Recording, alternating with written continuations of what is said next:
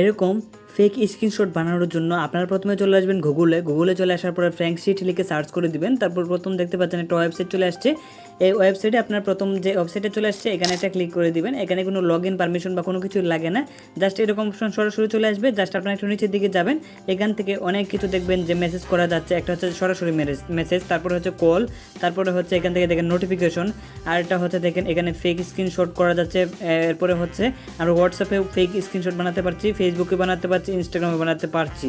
তো আমরা এখন ফেসবুকটাই সিলেক্ট করব। ফেসবুকের উপরে একটা ক্লিক করে দিব, ফেসবুকে ক্লিক করে দিলাম। তারপরে হচ্ছে এখান থেকে এরকম অপশন চলে আসলে উপরের দিকে ক্রস বাটন আছে, এখানে একটা ক্লিক করবেন।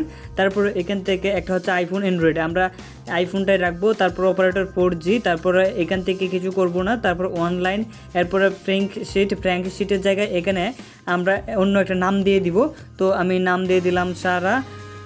ফেসবুক ইউজার নেম আমরা এটা কেউ দিয়ে দিব, সারা আলী দিব, সারা আলী দিয়ে দিলাম। তারপরে হচ্ছে এখানে মিউচুয়াল ফ্রেন্ড, এখানে আমরা একটু কাস্টমাইজ করব।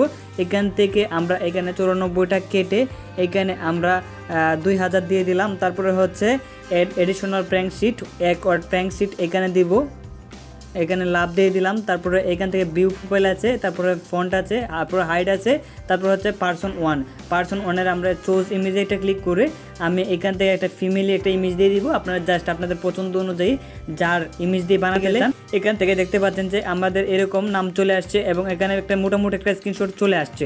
এখন আমরা কি মেসেজটা দিতে চাই সেই মেসেজটা এখানে লিখব। পার্সন 2-তে আমরা যাই, পার্সন 2-তে গিয়ে আমরা এখান থেকে একটা চোজ ইমেজে একটা ক্লিক করে আমরা এখান থেকে একটা ইমেজ দিয়ে দিব। তো এখানে আমরা আমাদের একটা ইমেজ দিয়ে দিব।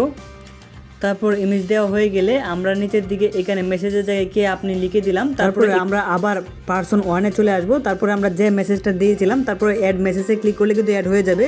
এখন আমি আবার লিখলাম 2, এখান থেকে 2 দেখেন মেসেজ, অ্যাড মেসেজে ক্লিক করলে এখান থেকে দেখেন যে এখান থেকে মেসেজ কিন্তু 2টা চলে আসছে, হাই আই লাভ ইউ 2 বা আই লাভ ইউ এরকম। আমরা যদি এখন পার্সন 2-তে যাই, এটা হচ্ছে আমরা নিজেরা ইউর সেলফ। তারপরে হচ্ছে আমরা এখান থেকে কে আপনি লিখলাম, তারপরে হচ্ছে অ্যাড মেসেজে একটা ক্লিক করলাম। দেখেন এখান থেকে কিন্তু কে আপনি দেখেন মেসেজ কিন্তু একটা ডেট আমি দিয়েছি, দেখেন এটা উল্টাপাল্টা আমি ডেট দিয়েছি। অবশ্য আপনারা এরকম ডেট দিয়ে সুন্দর করে কিন্তু অ্যাডজাস্ট করে আপনারা বসে দিতে পারেন। যখন আপনার স্ক্রিনশটটা হয়ে যাবে তারপরে কিন্তু এখান থেকে ডাউনলোড ইমেজে একটা ক্লিক করে কিন্তু আপনি ইমেজটা ডাউনলোড করে নিতে পারবেন। তো এই ছিল আজকের ভিডিও।